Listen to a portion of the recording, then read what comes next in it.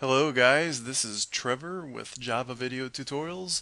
Once again, this is lesson 10 and this will be our final lesson before we venture off into the realms of object-oriented programming, which is certainly going to be a very interesting topic for you guys, especially if you've never done it before.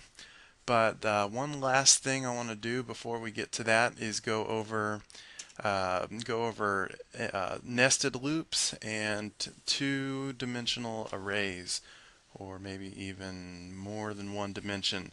But once I show you two dimensions, then you'll be able to go do more than two dimensions. You'll be able to write a 20-dimension array and loop over it if you wanted to. And where's Dr. Java? Doesn't look like he's coming up. Let me try that again. Here it comes. Maybe I didn't hit enter or something.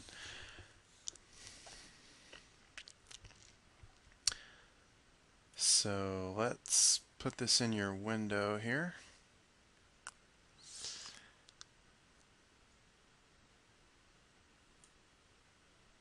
Okay.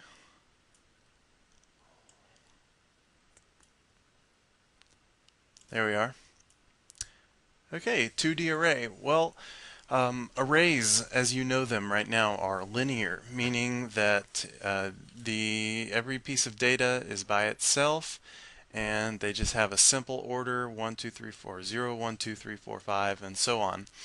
And the way a 2D array works is I have sort of a matrix of data, and these are going to be really useful when you have any kind of grid that you need to work with in Java. So I'm going to go ahead and create a new class, call it public class, call it no, I can't start with a number. I'm going to call it, I'm just going to call it matrices.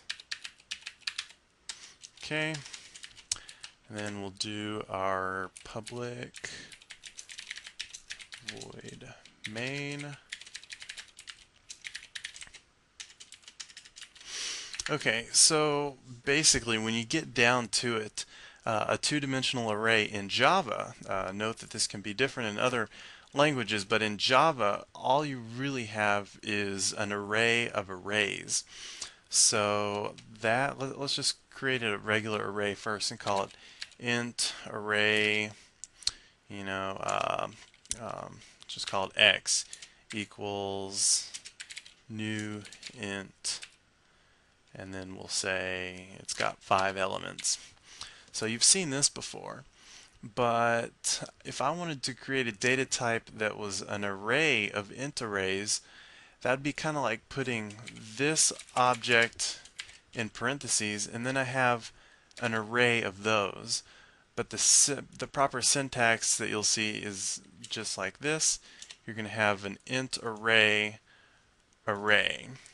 So the way I initialize that is by using another pair of brackets. So this is going to be my rows here. The first number is going to be correspond to the rows, and you can keep track of it other ways, but this is just the convention I'm going to use.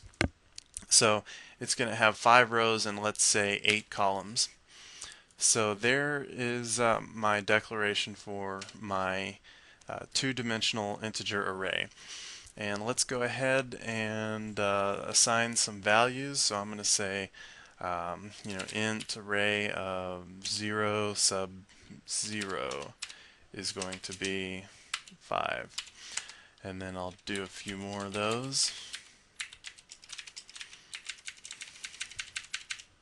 And let's just put I can't say 5, I can say 4. Let's do 4, and then 7. That'll be the very last element. Let's do a couple more.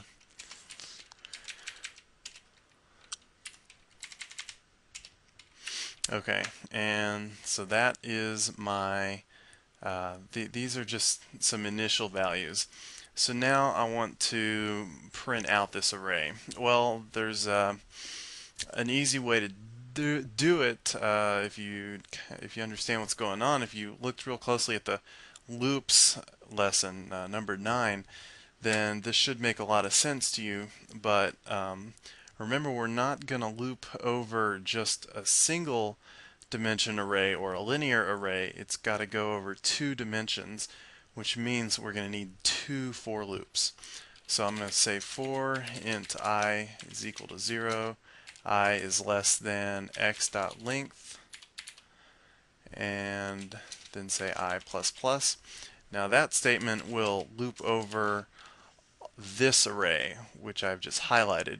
It'll loop over only the rows, or the array that contains all of these. So that's what this does. And now I need somehow to loop over the second dimension. So I'm going to create another for loop, int, and I can't use I again since it's already in the scope here, so I'm going to call it j is equal to 0.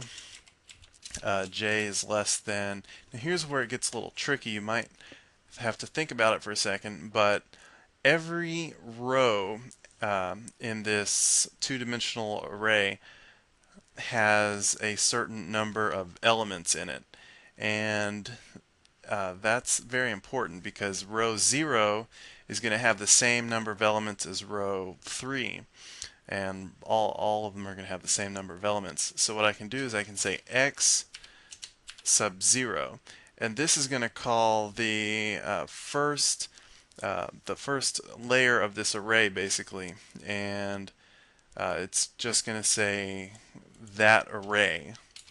So I can call dot length on this and get the length or the number of columns in my two-dimensional array. And then of course after that I say j plus plus. And one thing that you definitely want to watch out for is if you're used to typing for loops all day long and you're typing i's, and then let's say you say I is less than x0 dot length, you're going to come into a really nasty logic error, and it might take you a while to figure it out because I've done it before and it drives me crazy. So here we have two for loops. So it's every time it goes over a row, it's going to go over all the elements in that row or the columns. So what we can do is we can say system.out.print, and we can say x sub I sub j. So it's going to print out this row, the ith row, and the jth column. And you'll notice here I said system.out.print, and I did not say print line. And basically that just says print it all on the same line. And so I'll put a semicolon there. And what this is going to do is it's going to go through and print out all of the elements in this two-dimensional array, but it's not going to skip any lines. So since we want a row and a column representation, after the inside for loop, I'm going to say system.out.println like that. So this is basically happening once for every row, whereas for every column we don't want to print a new line, we just want to print it on the same line. Let me go ahead and throw a space in here like that and add a plus and concat that on. So let's go ahead and compile this code, and I'm going to go ahead and save it. And I've forgotten where I put all this stuff. No. I'll just put it back in here real quick. Here, it's right here, I think. Yeah. Very good. I'll just make a new folder. I don't know what I did with all this. I'm going to call it lesson examples. Okay. So matrices, and it's going to be a .java. Go ahead and save that. Looks like I have an error here. Oh, why did I say int? You guys didn't like holler and break your screens, I hope. That should be x. Okay, let's see if that gets rid of my error. Okay, sorry about that. Go to interactions and say Java matrices, and I get an exception. Okay, it says it's 6. What I did here is I didn't even think about what I was putting, and you probably broke your screens again for that. Sorry. Going to compile that one last time. Now it will run.